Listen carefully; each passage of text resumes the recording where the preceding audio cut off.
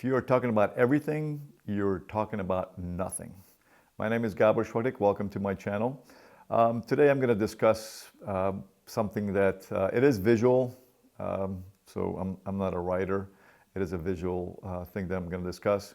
And this can relate to color, it can relate to detail, amount of information to in a painting.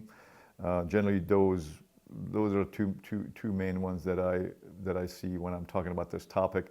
I'm not going to bring up painters' works, but I'll show you some examples on photographs, and that way you get to see, as I'm talking, I'll overexpose it. I mean, I'll put it over my head here so you know what I'm talking about.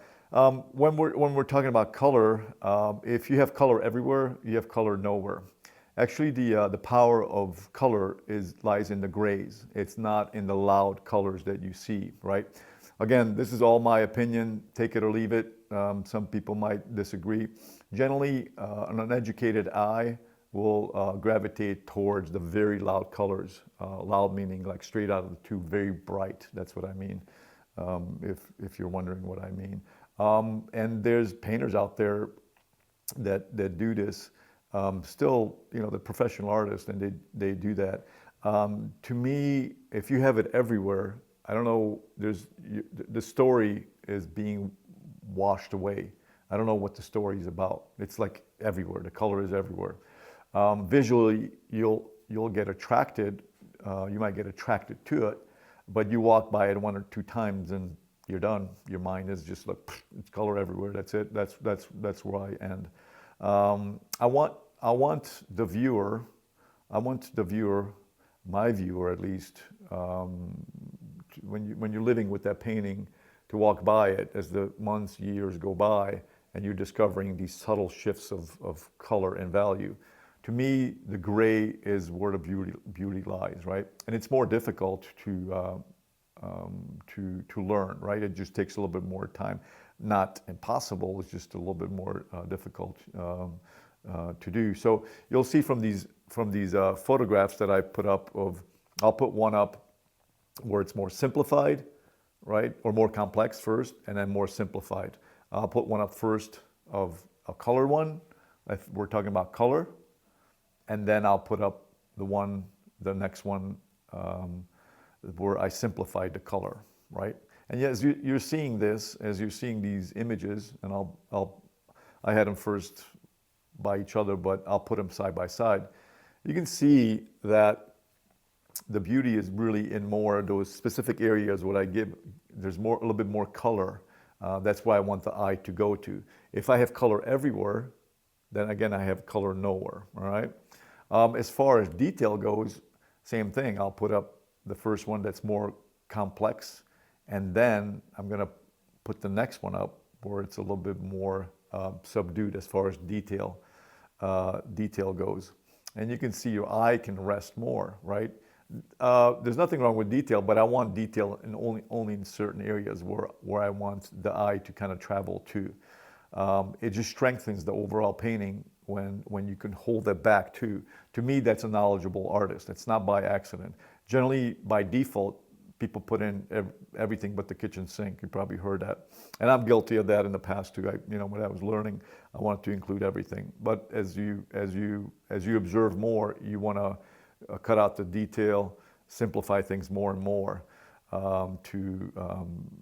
just to tell the story. It's no different. The way I framed this, by the way, you see this, there's a blurry background behind me. It's not sharp and focused. I wanted my face to be more the focus. And if I move in, that lens even blurs things out. I'm using a specific lens for this, a very shallow depth of field lens, because I didn't want the background to dominate. I mean, you kind of see it's an easel, there's a painting bag behind me, but that's not my focus. So it's a similar concept with a painting. It's no different, right? It's something to not just to think about, but you have to do it in a painting, right?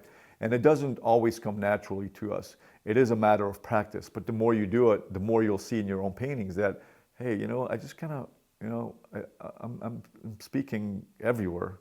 in this painting. There's too much detail. I need to simplify. So you got to step back and say, where can I simplify in order to bring, subdue some areas and then bring other areas up. There's no formula for these things that I'm talking about. Like, this is how you do it. It's just a matter of observation.